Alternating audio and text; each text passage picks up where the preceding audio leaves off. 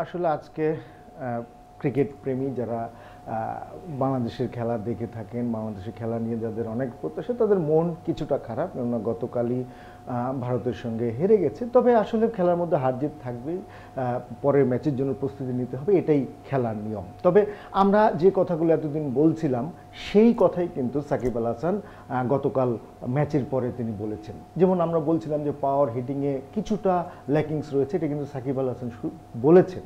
তিনি স্পষ্ট বলেছেন যে 130-40 রান হলে আমরা চেস করতে পারি, কিংবা আমাদের জন্য ঠিক আছে সেই ধরনের পিচ। কিন্তু যখন 170-80 হয়, অর্থাৎ একটু ব্যাটিং পিচে আমাদের সমস্যা হয়, কেননা পাওয়ার হিটিংয়ে তিনি প্রকারান্তরে সেটি বুঝেছেন যে পাওয়ার হিটিংয়ে দুর্বলতা রয়েছে। একই সঙ্গে কিন্তু তিনি সেটিও বলেছেন যে একটু টার্নিং পিচ এবং স্লো পিচে 130-40 রান হয়, সেই সমস্ত পিচে বোলারও দারুণ বোলিং করে, কিন্তু একটু ফ্ল্যাট উইকেটে বোলারদের বোলিংয়ে একটু সমস্যা হয়। তবে বাংলাদেশের গতকাল মনে হচ্ছিল যে বাংলাদেশের সুযোগ শেষ, কিন্তু এখনও কিন্তু সুযোগ রয়েছে এবং সেই সুযোগ তৈরি করে দিয়েছে আফগানিস্তান।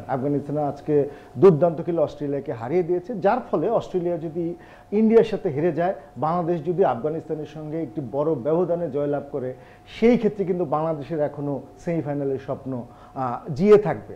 যাই হোক, বাংলাদেশ আমরা চাই বড় ব্যবধানে জিতুক, কিংবা যাই হোক, শেষ খেলাটা একটি জয়ের মাধ্যমে টুর্নামেন্টটি শেষ করুক। আমরা যেন বলতে পারি যে শেষ ভালো যার, সব ভালো তার।